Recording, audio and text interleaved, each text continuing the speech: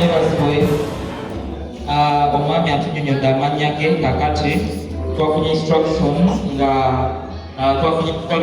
tuteekeddwa abantu Mukama be yalonze nga tuteekeddwa okujuliseemu so ebadde obweyagaza naye era kale twebaza Mukama kubanga si we are not as we were. Yesu yebazibwe ankuumye very harsh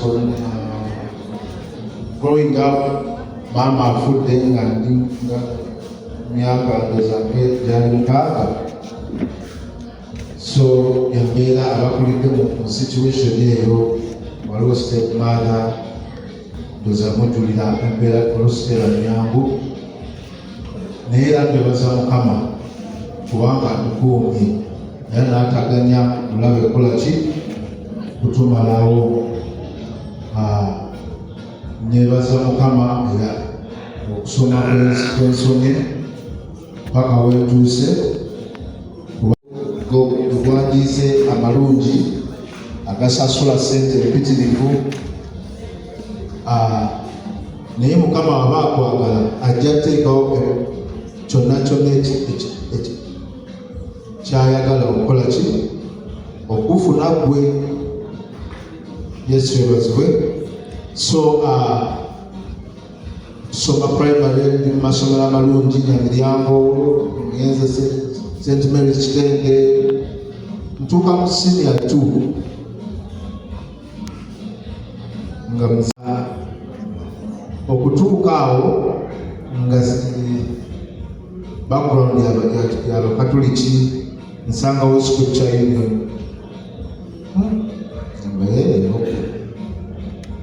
Scripture Union buli lunch hour ogenda nga tufanga abaweereza okuva wano ne bajja mu Scripture Union. Kumbe Mukama awo waayagala okumbagira. Neebaza Mukama kubanga sadda mabega ali ebiseera ebyo ddooza naye naakajja wano ku kyaki ng'ekyali wano. I think that was the year 2003. Naye nga Mukama alina kyagala okukolamu. So nga ekituuka ku nze ebisale bibula naye ebyabalala birabika, naye gwe bagamba sente tewali. Naye nga Mukama njagala otandika okuyiga, otandika okwagala okusinza, okutendereza, netandika mpolampola. Omwaka gugwa nga bangamba kyamwe ogwokubiri, awo nenkola ki nensalawo era okulokoka waliwo ku Ssembi, wali mu Kasaawe. That was 2005. Batwaga ku Nigeria, awo nengamba manyi kandokokeregera. Yesu yebazibwe. Anti era ekiNigeria ekyo kyankwatako nnyo. Omusajja yali yenyumiriza mu bugagga, nga obugagga bwafunye bwe buno buyina obuyinike. So enkomerero ye nga byonna bibackfirinze, ng'envunyu zimuvaamu, era simanyi nawe we bayita altar call. Kika yali Pastor Moses tulina masiko yayita altar call nensanga mu maaso. So entandika ng'okujja tuva wali ne tudda wano era tusane bateekawo ekitundubaale, naye kasinaku kujoyinika buweereza just nzijanga kyakikoowa n'ogenda nawe ku ssomero n'otandikira awo n'ojjanga kyakikoowa. Long story short, 2011 awo ne tutandika obuweereza obw'abavubuka baali bayita Hatiba. Awo kati nga nvudde mu secondary ndi ku institute, naye nga kati njagala Mukama. nebaza Mukama kubanga batuwadde opportunity oba omwagaanya okuyiga ate n'okuba abakulu n'okuweereza nga tukyali bato. So walokoka 2005 n'otandika obuweereza 2010. N'entandika okuweereza 2011. Obuweereza bw'abavubuka Mukama nga ziyo gye tulina kyali kisa kya Mukama. Yesu yebazibwe. So tuvaawo lwaki tojoyininga worship team? 2013 enjoyininga worship team, tandika okuyiga nga tuyigiriza ekyoto nga ffe tumanyi kujja buziki kuyimba naye nga tetumanyi ng'omuyimbi olina okuba ng'olina ekyoto ekibaakinga obuweerezaawo. So kwe kuyiga nga tukuŋŋaana buli lwakubiri, era nga bagamba oba tokuŋŋaanye lwakubiri ku Sande oba toweereza. Kati nga tuba twagala nnyo okuweereza ennyo nga tujja ku lwokubiri, at least n'obeerawo essaawa emu oba so nebaza Mukama all those years ankuumye. Wako ne wenalwala ettalo, that was 2014. Ng'era omuntu yalitegera yali era mulokole ng'asabira wano, naye waliwo omuweereza omu eyaŋŋamba nti okusumululwa kuli katuuti kuweereza Mukama. Ettalo oba wabukako ettalo obulumi obumanyi nga tosobola kuyimirira n'ekigere wansi for 5 seconds, obulumi nga bungi. Naye buli we nalinnyanga ku katuuti nga tutendereza nga siwule wadde bulumi n'obwo. Era oba oli eyo ng'ogamba nti ndi mulwadde, okuwonyezebwa kwo kuli wano ku katuuti, kubanga nze bwe saanywa mumbwa oba abamu ne bagamba ogenda mu ddwaliro ojja kufa, naye ate bantwitinga mu ddwaliro. Naye nga twali wano ku kyoto, ane ku kyoto wano olwokubiri mu kusaba omuntu ddala yasimba eddogo, ndowooza byambabalinga najja ng'alinga alabye ekintu ekiki. So eyakutega ettalo yali mulokole ng'asabira wano yali talogajjabuzi, naye nga buli sande omulaba ng'ajja wano kati you presume buki kuketta. So nebaza Mukama kubanga yamponya ettalo, naye mu kuweereza Yesu yebazibwe. Yesu yebazibwe. Amen. So nebaza Mukama tutandika okuweereza wano wali tugenda ne maama abamu nga tetunaba kutegera amazima, tomera nga nabbi b'obulimba ate nekikuza emabega, naye still twebaza Mukama olw'abasumba baffe kubanga they have not given up on us. Nze musumba nina ekibuuzo ku lw'ekibiina. Bwe tuba tuvubuka tubeera n'emize gye tutawaanya. Bwe tuba tuyingira mu bulokole n'emize, abamu nga twagirina, abamu ne tubeera nagyo mu kanisa nga tetugivaamu. Kati nze nsaba ng'otuwa obutuliza bwe tuli mu kuweereza, nsaba tumanyeeko muze ekyo ogwakutawaanya okuba mize eki n'engeri gye wagiwangulamu tukitegeredde ntweyongerere. Emize egyansongola ekisooka was pornography.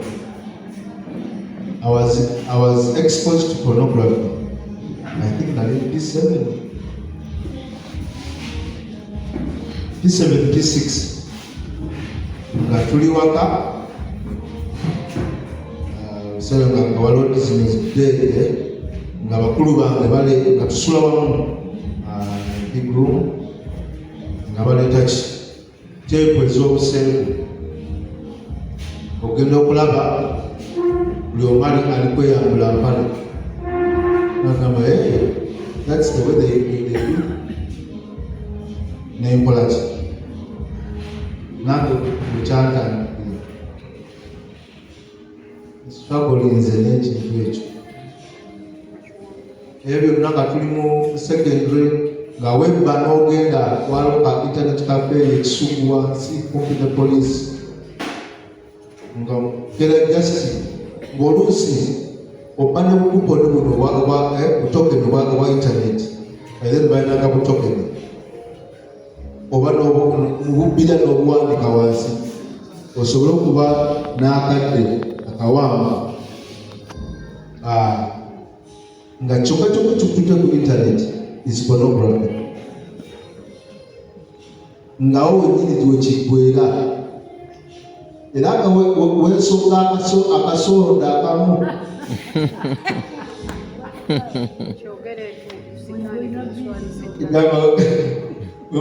wensonga akasoonda keni ng'ate computers baziteeka wansi webati kati awo nga privacy yonna oba ogirina bagenda okulaba nga okyusize entebe bwoti kumbe ekintu kikuli bubi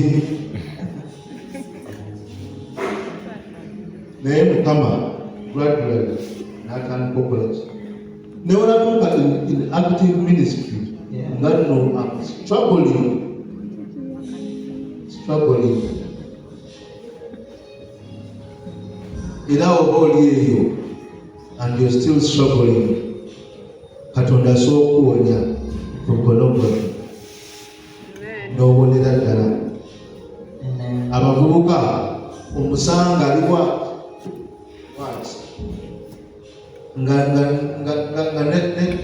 ne light y'okusimu yonna agigendezezza waliyo screens nga zebayita privacy ebeera yabulaaka omuntu ne bwakuliraana talaba kyolaba abamu beggalira mu bisenge kuli n'abeereyo ndi mukunoonya Mukama ennaku 3 naye ng'alekumbe so kati musumba wasumulwa otya mu ekyo wayingira active ministry naye nga okyatawana ne pornography ng'era bweweereza mu worship team bw'okuba omumbali bw'otubuusa naye nga kikansa ekindya nga tosobola kutuula naawe nenkugamba muduka munanyi naye omanyi kino kyekindya and so many abaweereza abasinza they are suffering in silence ate nga kyebatamanyi that when you expose it when you're not afraid to talk about it bw'ovaayo mu lwatu n'okyogera ate oba okimalamu nnyo ati so they suffer in silence. Yesu ebazibu. So tukatwale ku center I think there was an instruction muweereza Rose tutuula netwogera nagamba manyi sijja kukweka this and this tukatwale I think mu studio engamba ddala I'm struggling naye yambeerawo n'ambuulira ekyokukola era okuvolonga ngolaba you lose interest luli nga you could do it like every day ng'ate wobanga tulina data wakyo ojja kulimba okufuna data. Mukama yebaze mu nsonga olw'okubanga Katonda yakulese kuyiga okuwa bujulizi kuyiga tusaba kumanyako bakuwa magezi ki osobole okuwangula okubanga appetite ya pornography efa kyekyo instruction kyezo ze baakuwa n'ozikola n'obanga wakiwangula ne kitadda mu kutawaanya. Instruction yasooka kyali kigambo ekyokubiri to acknowledge ndi mulwadde neetaaga buyambi. naye wosirika ate kyeyongera nekikompilinga but bw'obeera nga osoma nnyo ekigambo kya Katonda, nasomanga nnyo ate nga seekweka kwogera ngo I used to struggle with this. Ate wenafuna baweereza nanga baavangayo ne bakyogerako, I was encouraged. Naye lulimba oyita ku street nga kuliko zi-DVD awo nga za buseeku ewaka, bw'otuuka ewaka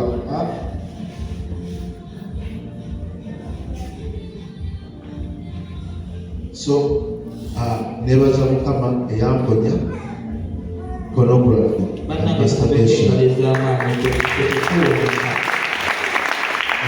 emirembe you open up ojja kuyambibwa than dying in silence. So nebaza Mukama ne ku kintu obusungu entondo ezo zo zaali mu 1000. Zaali mu 1000.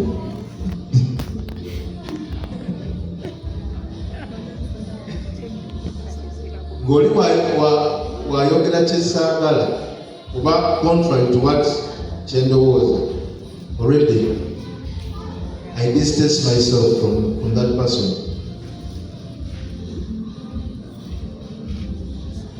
Yes, webaza. Naye over the years amaze ng'akolamu omulimu. There's a quote that nasoma mbu it takes for a plant to grow, it takes both the rain and the sun. So if there is a positive criticism to you, tochitwala bubi. Blessed abaddawo obujulizi nagamba baatuzuukusanga ekiro, naye kati as a child okuzuukusa ekiro soma saba ojja kugamba bakola ki, bantulugunya, I cannot have a peaceful night. Naye kakati bwa realizing mbu kiri kyebaakolanga right now, mama what a bit far from you, atolamba ate bikuyambye nnyo ne bikugaadinga omulabe bwe yandiise n'akola ki n'akulumba.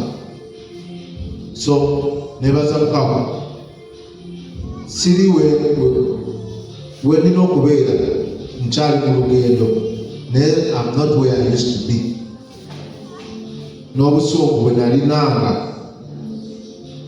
oba entondo oba okweyagaliza, at least there is a very big difference.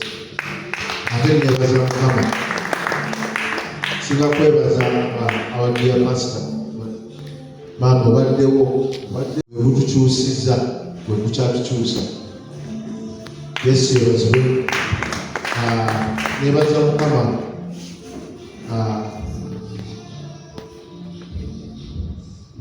byonna byankolera mu bulamu bwange. Luli ekyokweyagaliza nga luli akange kaba kange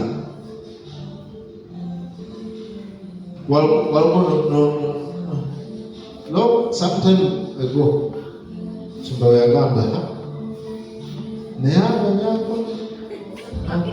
abanyakoke okuvayo mbu alese ensigo obakole oyaba Mukama ali musumulula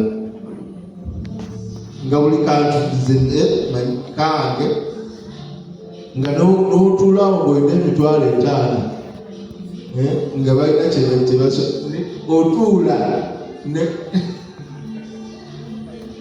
wakiri ofulumako ebweru, wakiri ofulumako ebweru. Yesu ebazibwe naye nebaza Mukama ate kakati ana okujja okukamulamu kiri kyonna kyonna kyokweyagaliza ekyaki ate aŋŋamba ennyo ate okuyimirira with this nga waliha soka n'okola budget yo n'ogamba kange naye ate owulira badeni, owulira omugugu mbuwe basikoze eki siyimiridde egundi tulya sijafuna mirembe. Era nebaza Mukama akyakolamu omulimu naye at least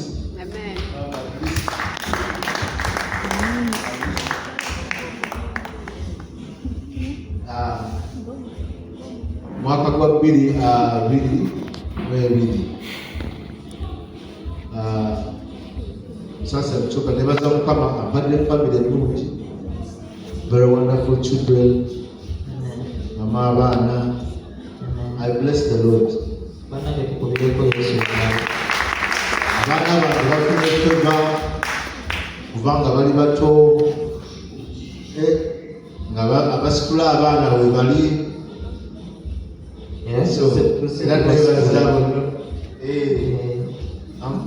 Adams, Nisi, blessed bamwe bali kwagala abaana bange.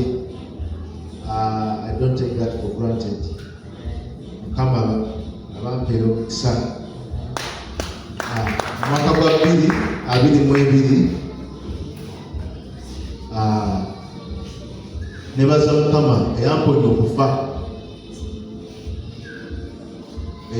okufa mukabenje ke nagwako. Yesu ebazibwe. Era buli wekijjukirako ekitera okudda nga Mukama onsaasire, kubanga olwo olunaku ndoza nali nsirira magombe kubanga bwali bujeemu. Mukama yazza bibye, but I was in disobedience. For the last 2 weeks, Mukama yali alaga kufa. There's a funeral in Wakiso. Our master tuwera. Nga Mukama agamba nsooke mwekalire mukoleki musabe. Naye nga ekkume liriba, I have to go to work. Yobera nga oyo akukuuma okugenda n'okudda takimanyi olina okukola. Naye nga waliwo ensonga lwaki yali aŋŋamba okukola ki okweggalira. I remember he had said 3 days weggalire otandika okusazaamu oba kwekyo ekibadde kigolokose twala obulamu bwo. Nenfula omugezi nze nina okukola. That very day, I think I remember it was a Saturday, first week of July.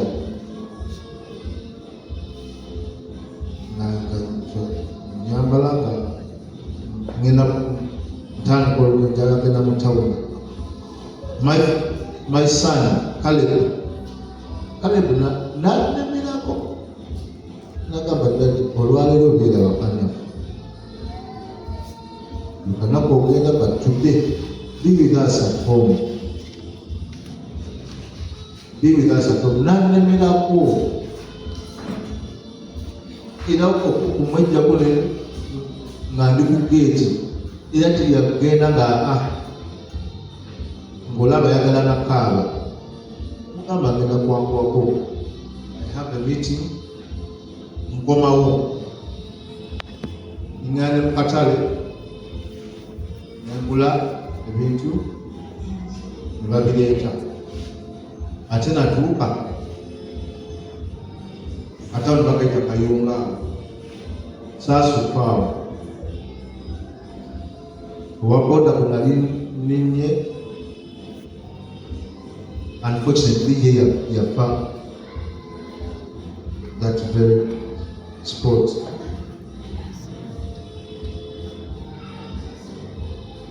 We had a head-on collision with a speeding taxi. Ono yali ayisa bwati, kumbe there was a speeding taxi.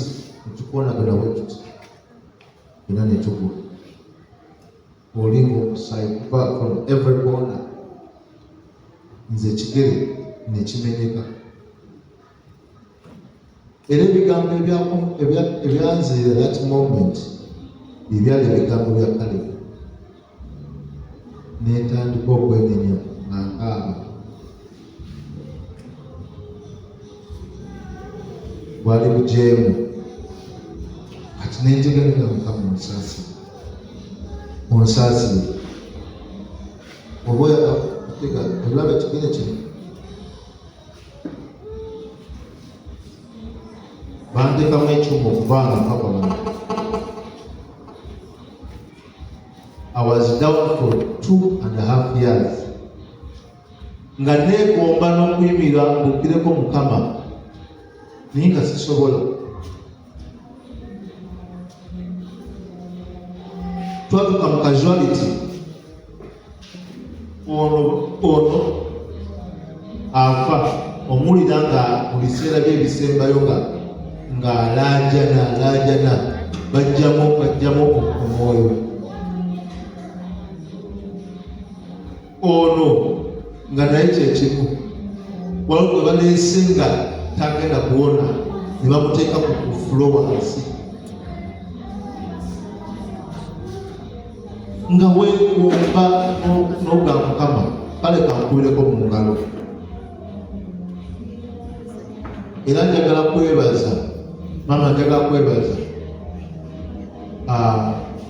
muweereza Adams bwe nali naakafuna bwe nakuba ewakana ngamba Adams ajje. He was there from the word go paka wenatuka kumiku nga kati nsobola okutambula. Era Mukama akubeera omukisa and neeyo gye twali mu waadi paka nekati bw'osanga baba abakuwe bagamba ye Adams ali atya nga yatukola bulungi, yatuyambanga nga naawe oli mulwadde naye ajja neno n'atuyamba n'ayamba oli for sure. Twebaza Mukama because of your life. Tewali muntu yali sacrificing akaseera ako konna amuvubuka ndekisoboka. Naye saa Mukama gwe kyosinga okwagala baana entuuka ewaka bagamba oli omuvubuka eyakuliko ali atya. Twebaza Mukama webale. Thank you for standing. Where my family wasn't, thank you for standing. Boka stabajja the first day sadda mubalaba. Yesu bazimu nga ndi awo tosobola kwekyusa, tosobola kukola ki, webaga mu kifo kimu bwoti 24 hours.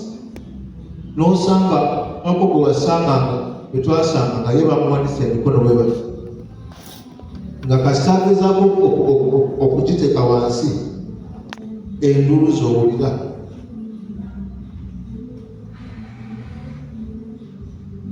Era okuwanika emikono olina weebaza Mukama kubanga waliwo alikiza. Nga neegomba okuyimirirako mbuutireko Mukama nga sisobola ne tugenda mu theatre ne banongoosa n'enkomawo nga ndi mulamu. kubanga waliko ababiraani mwami Ssemakule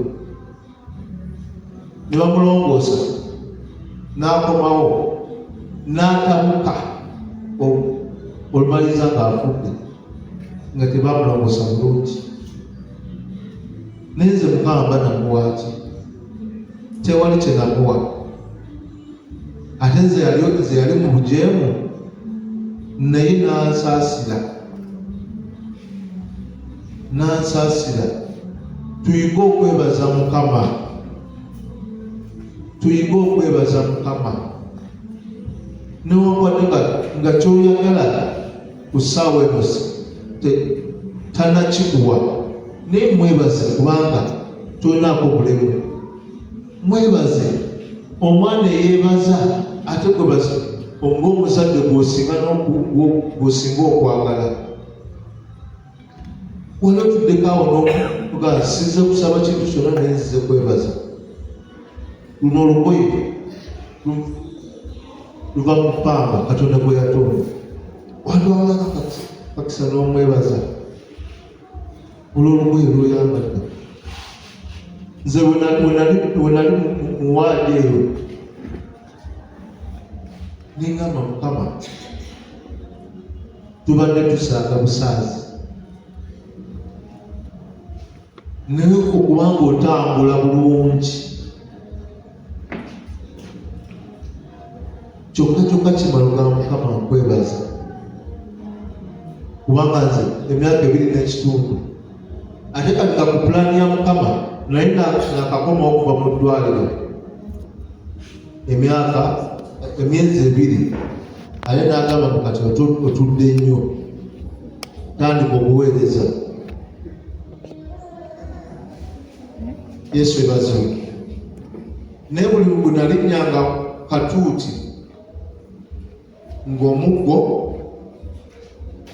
nguteeka wali nga ku katuuti siwulira bulumi.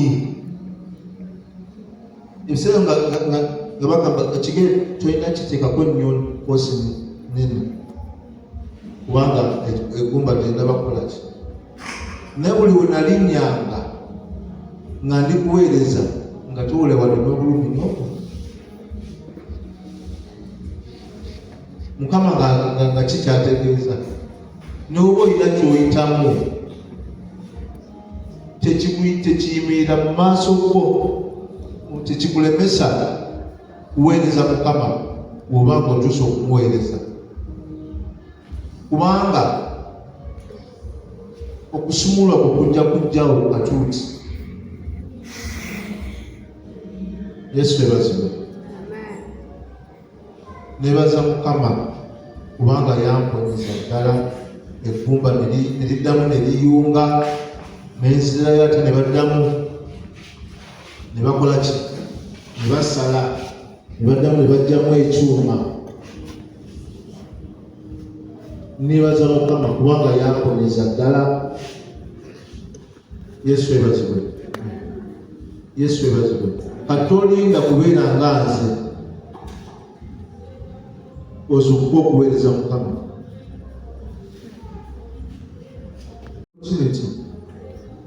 Okuweereza Mukama, do it as if it is the last day. It's your last day on earth. Yesu tolinda muntu kukaka mbubuukira Mukama. No, don't wait for someone okugamba nsonga, mbubuukira Mukama. Nze nakirabako kati sowa kulinda muntu kugamba buuka nali ne situation nga sisobola na kumubuuka ate nga njaya n'okumubuukira. Yesu ebazibwe. So nga mumaliriza life is perfect, njagala kwebaza Mukama last for our pastor webale kutwagala season zonna season in season out mu kaseera ka COVID oyimiriddewo not only me but for so many people abaana bandi badendooza bali very far, but you've sacrificed for us a lot. Obadde muzadde, more than even our parents. You have been more than even our parents. Njagala kwebaza. Thank you for nurturing us. Despite all the shortcomings, you've still nurtured us. Nga Bible wekyogera. We've spoken, I've spoken quite a lot, but still n'ongumikiriza n'obeerawo ku lwange, ku lwa famire yange.